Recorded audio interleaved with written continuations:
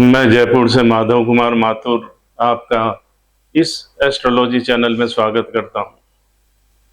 हमारा जो टॉपिक चल रहा था, अष्टकूट मिलान का टॉपिक चल रहा था, जिसमें से हमने 6 पॉइंट इसके पढ़ लिए थे। जिसमें था वर्ण विचार, वश्य विचार, तारा विचार, योनि विचार और आपका ग्रह मैत्री विचार, गण विचार। 7वां जो पॉइंट अब हमारा चल रहा है भकुट विचार।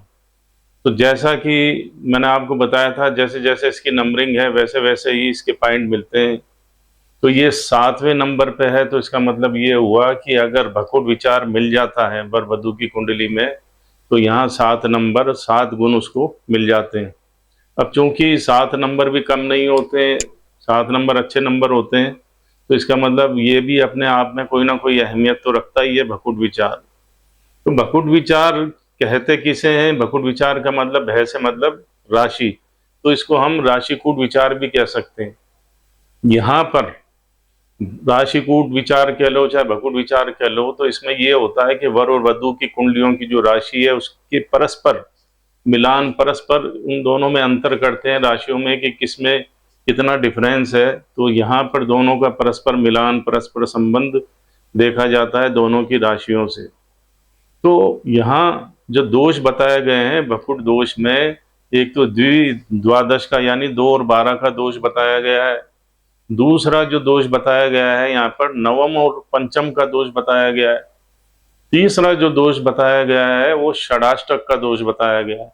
वैसे भकुट विचार में 6 विचार देखे जाते हैं, लेकिन जो मेजर हैं वो आपके कौन से हैं? एक तो 2 और 12 का, जिसे द्वादश दोष हम बोलते हैं, नवम पंचम का दोष बोलते हैं और षडाष्टक का दोष बोलते हैं। तीन और हैं जो शुभ बताए जाते हैं। 3 दोष ये खराब बताए जाते हैं, अशुभ बताए जाते हैं। 3 जो हैं आपके भकुट मिलान जो हैं वो शुभ बताए जाते हैं। तो जिसमें जो शुभ बताए जाते हैं वो है प्रथम और सप्तक मिलान, यानी 1 और 7 राशि का मिलान। दूसरा है तृतीय और एकादश का मिलान, तीसरा और 11 का। चतुर्थ और दशम 4 और 10 का। तो ये जो राशियों के अंतर है, मिलान है, दोनों की राशियों का जो परस्पर संबंध बनता है, यानी प्रथम और सप्तक का, तृतीय और एकादश का, चतुर्थ और दशम का, तो ये शुभ होते हैं। और जो अशुभ होते हैं वो कौन कौन से होते हैं? आपके द्वादश का मतलब 2 और 12 का, नवम पंचम का 5 और 9 का, या 9 और 5 कह लो, षडाष्टक 6 और 8 का। तो ये जो 3 दोष हैं ये अशुभ बताए गए हैं। अगर कुंडली मिलान करते वक्त ये दोष आ जाते हैं तो 7 नंबर हमें नहीं मिलते हैं। तो 7 नंबर भी अपने आप में एक अहमियत तो रखते हैं। तो इसलिए क्या है, जैसे जो हमारे सॉफ्टवेयर है कुंडली मिलान के, उसमें अगर भकुट का दोष आ जाता है तो लेकिन वो दोष का परिहार तो नहीं बताता। लेकिन अगर आप किसी विद्वान से कुंडली मिलाते हैं और अगर वो दोष होता है, तो शायद वो उस दोष का अगर मिलान होता होगा तो वो उसको दूर कर कर सकता है। तो यहाँ पर हम देखते हैं कि वर्ग की कुंडली की जो राशि है, वर्ग की जो राशि है और वधू की जो राशि है, उसमें अगर दोनों का परस्पर मिलान या परस्पर अंतर द्वादश यानी 2 और 12 का है, तो यहाँ पर भकुट दोष उत्पन्न हो जाता है। तो जैसे द्वादश का मतलब ये हो गया 2 और 12 का। तो यहाँ जैसे मैं आपको बोलूं कि एक मेष राशि हो गई आपकी, है ना, और यहां आप लगा लो मेष राशि से दूसरी राशि कौन सी है आपकी? वृष राशि है। तो वृष से 12वीं जो राशि पड़ती है, वृष से जो 12वीं राशि पड़ती है वो क्या हो जाएगी?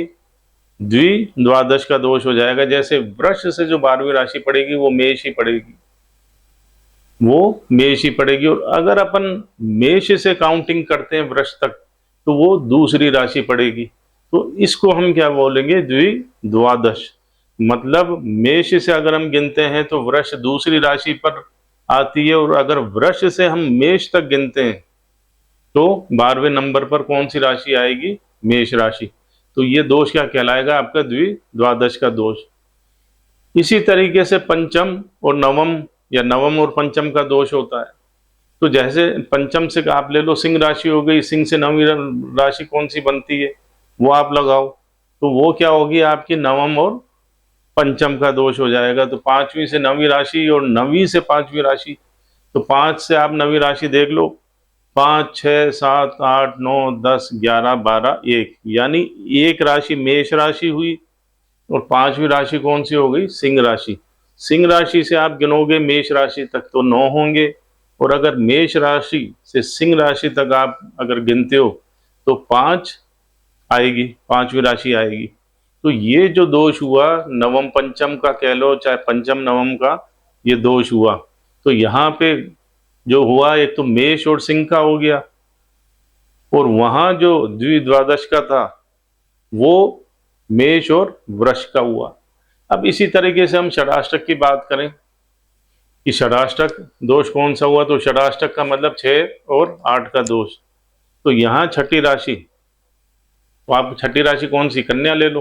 5 के बाद छठी राशि कन्या की है, तो कन्या से आप गिनो 6, 7, 8, 9, 10, 11, 12, 1, तो कौन सी हो गई? मेष राशि आ गई। तो यानी मेष और कन्या, तो ये क्या हुआ? मेष और कन्या, देखो मेष से आप कन्या तक गिनोगे तो 6 हो गया, और कन्या से मेष राशि तक गिनोगे तो 8वीं राशि हो गई, और अगर मेष से कन्या हम गिनेंगे तो 6वीं राशि होगी। तो ये दोष कौन सा कहलाएगा? षडाष्टक दोष। यहां जो देखने वाली बात है कि अब इस दोष में क्या होता है कि जैसे हमने बोला द्विद्वादश का दोष हुआ, तो द्वि यानी दूसरा, तो दूसरा घर कुंडली का कौन सा होता है? धन भाव का होता है, कुटुंब का होता है, और 12वां घर जो होता है वो खर्चे का, हॉस्पिटलाइज का होता है।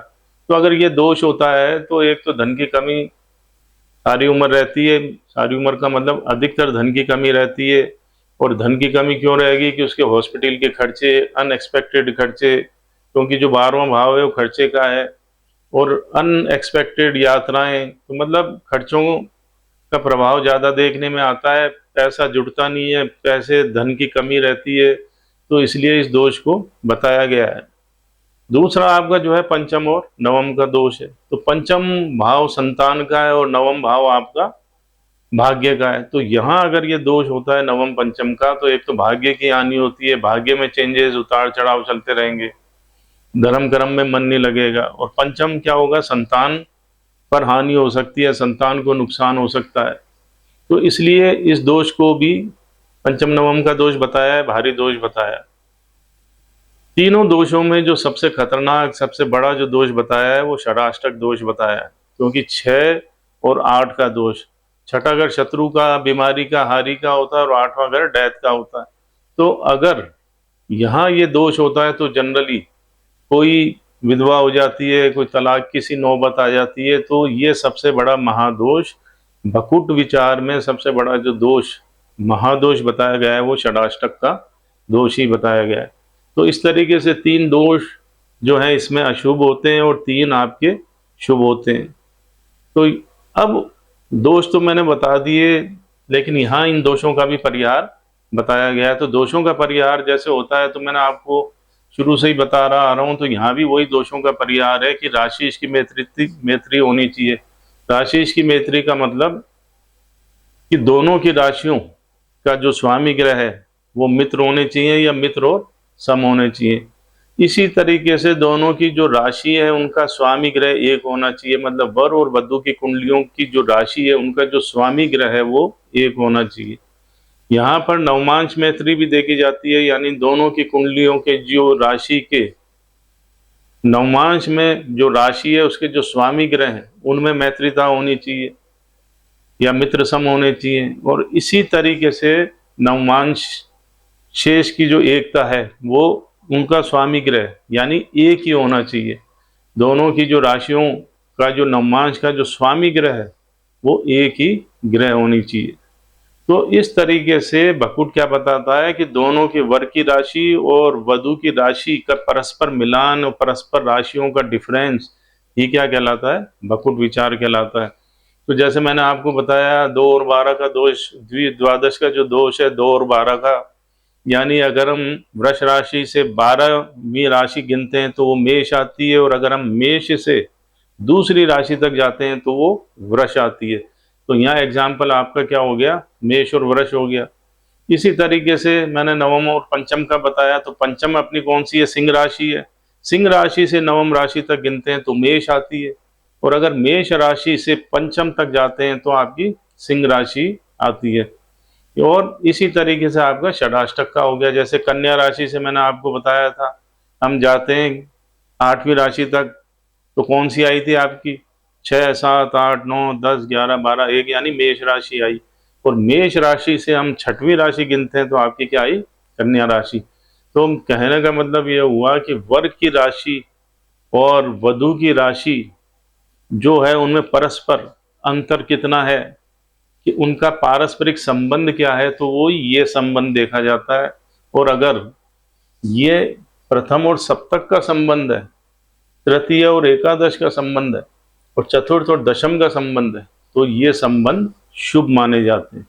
तो इस तरीके से हमने देखा कि भकुट विचार क्या है, इसका दोष क्या है और इसके परिहार क्या है। तो मैं समझता हूँ ये आपको समझ में आया होगा। तो अगर आपको समझ में आया है, अच्छा लगा, तो मेरे इस चैनल को आप सब्सक्राइब करें, बेल आइकन बटन दबा करके मुझे मोटिवेट करें। धन्यवाद।